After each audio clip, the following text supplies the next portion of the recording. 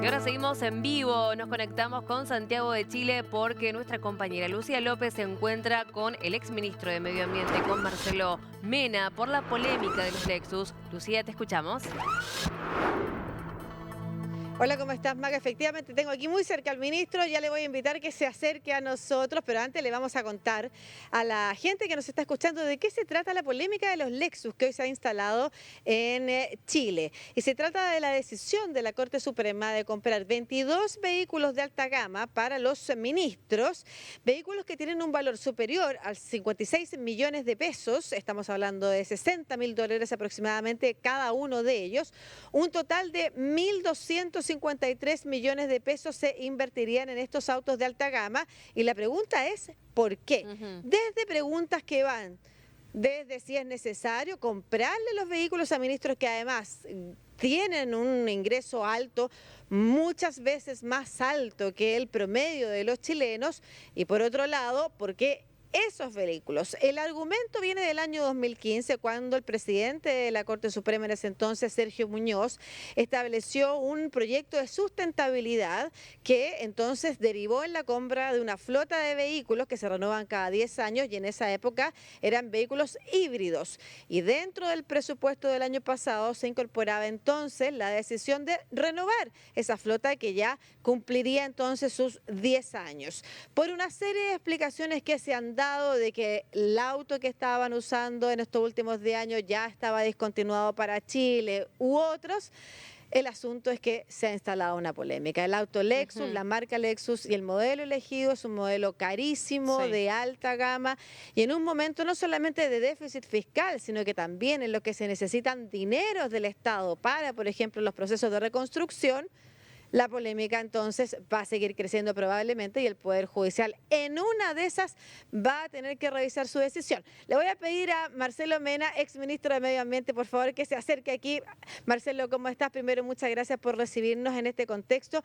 Y te quiero preguntar lo siguiente, porque una de las razones que han dado desde la Corte Suprema para tomar esta decisión, que a todo esto fue disputada, hubo jueces que estuvieron en contra de la decisión, finalmente se votó y el propio presidente actual de la Corte más la ministra Adriana Muñoz, o sea, Ricardo Blanco y Adriana Muñoz votaron en contra de esa medida, pero sin embargo fue aprobada. El argumento es que es un vehículo sustentable.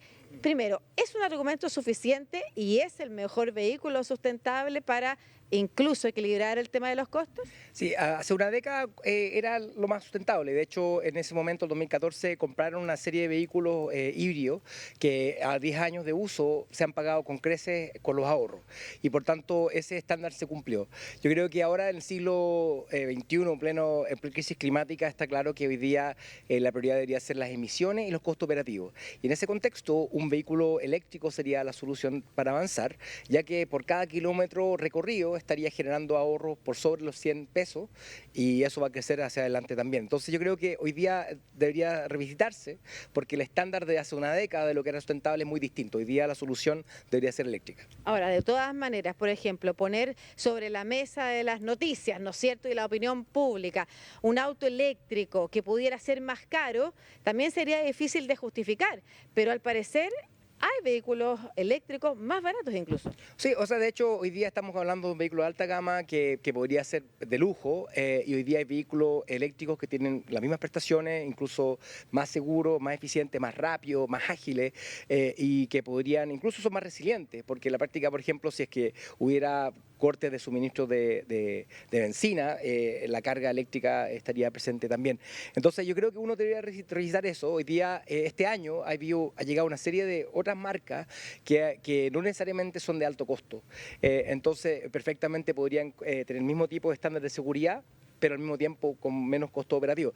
Ahora, quizás también habría la polémica porque en la inversión inicial son más caras, pero a larga, y eso es lo que debe ser lo más importante, son más baratas para utilizarse. Es por eso que hoy día hay una gran cantidad de taxis eléctricos, Uber eléctrico y bus eléctrico, porque en la práctica, en el horizonte de vida de un vehículo, es más barato. Sí, estaba buscando la información, perdónenme que me vean aquí buscando en el teléfono, pero en alguna parte leí de que dentro de las características que que pidieron para efectivamente recibir las ofertas era que no fuera enchufable, pero no lo puedo confirmar en este momento. Creo haberlo leído por ahí. ¿Hay algún riesgo efectivamente en eso? ¿Hay alguna justificación que pudiera explicar aquello?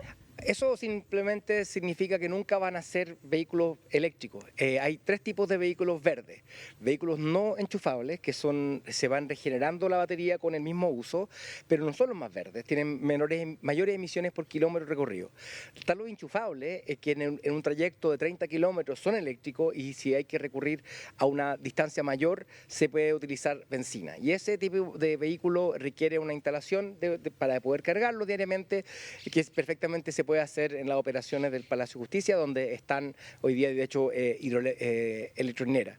Y están los eléctricos 100%, que tienen autonomía de 400 kilómetros, que están perfectamente dentro de lo que puede recurrir diariamente un ministro de Estado o un ministro de la Corte Suprema, que no tienen que recorrer 1000 kilómetros al día, ¿no es cierto?, necesariamente, sino que probablemente con 300 kilómetros al día basta y sobra el uso diario del vehículo. Perfecto. Entonces, y antes de entrar como a un tema más de fondo y que tiene que ver, Maga, además, y a la audiencia en general, que va a preguntarnos si es necesario que el Estado siga comprándole vehículos, por ejemplo, a los jueces o a los altos cargos, las autoridades, ¿qué razones hay ahí?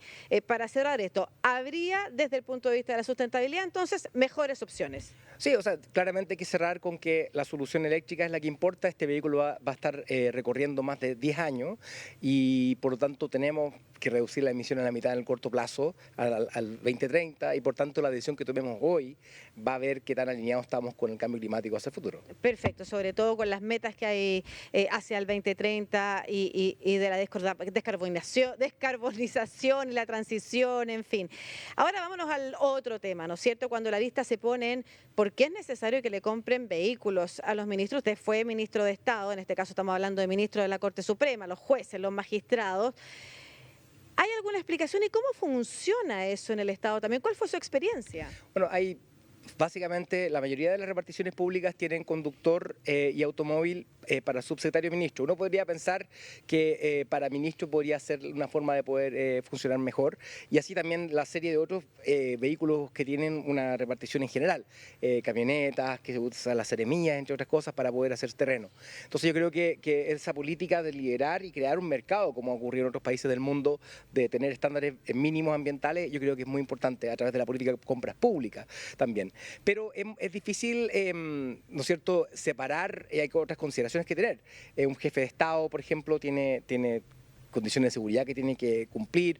El caso también del ministro de Estado, muchas veces por la naturaleza del mismo cargo, Ministerio Interior, la seguridad es muy importante y el escándalo público que podría pasar si es que alguien fuera dañado, también es una consideración a tener. Perdón, en este caso los jueces también podrían estar incluidos ahí. Claramente, por la misma razón, estamos hablando de la más alta magistratura y por tanto tener estándares de seguridad, ¿no es cierto?, presencia policial, es muy importante, pero así también hay ministros de Estado, como la ministra de Medio Ambiente, ministro de Transporte, ministro de Energía, que llegan a su lugar de trabajo en bicicleta y perfectamente se puede hacer. Lo que ocurre es que cuando tú ya llegas a tu lugar, evidentemente no vas a ir a hacer un terreno a Talca en tu bicicleta y por tanto es necesario tener un vehículo para estas funciones oficiales. Perfecto, usted también llega en bicicleta también al ministerio. Finalmente, y tomando todas esas consideraciones en cuenta, ¿no es cierto, Maga, y quienes nos están viendo en Latinoamérica, que probablemente se enfrentan a esta misma disyuntiva de sociedades muy desiguales, donde se observa en los altos cargos, los funcionarios del Estado, quizás lo que se entiende por privilegios, y a veces metemos todo en un saco y quizás la conversación tiene que ser un poquito parcelada, ¿no es cierto? Quizás sí es necesario que los autos cumplan ciertos estándares, pero quizás debería haber un comité técnico que efectivamente evaluara y no, como se ha además comentado, que el proceso de compra de estos Lexus incluyó que los propios magistrados probaran los autos, vieran si estaban cómodos o no, y todo eso se ve muy feo para la ciudadanía. Pero en resumen, ¿qué concluiría usted, exministro? ¿Sería necesario para usted que la propia Corte revisara esta decisión? Yo creo que es importante que el Estado en general, y partiendo por la Corte, que te han tenido una preocupación ambiental. O sea, claramente el ministro Dolmech, el ministro Muñoz, han tenido un historial de preocupación ambiental, así que por lo tanto yo creo que es fácil enmendar esto y buscar un vehículo eléctrico, y así el resto de la repartición del Estado también deberían hacerlo. Y ojalá que la clase política, cuando se compre un vehículo eléctrico, se reconozca que en su vida útil va a ser más barato que simplemente continuar operando vehículos que puede ser más caro, más barato en el corto plazo, pero que al final le cuesta al Estado mucho más. Ok, muchas gracias, exministro Marcelo Mena, exministro de Medio Ambiente, y por supuesto seguiremos aquí en Chile recogiendo las reacciones respecto de esta polémica y qué dice la Corte Suprema, si de alguna manera también, ya que están de vacaciones varios de ellos y por eso la votación incluyó a menos magistrados, significa que regresen a un pleno quizás mucho más grande y reviertan una decisión que claramente ha sido polémica, Maga.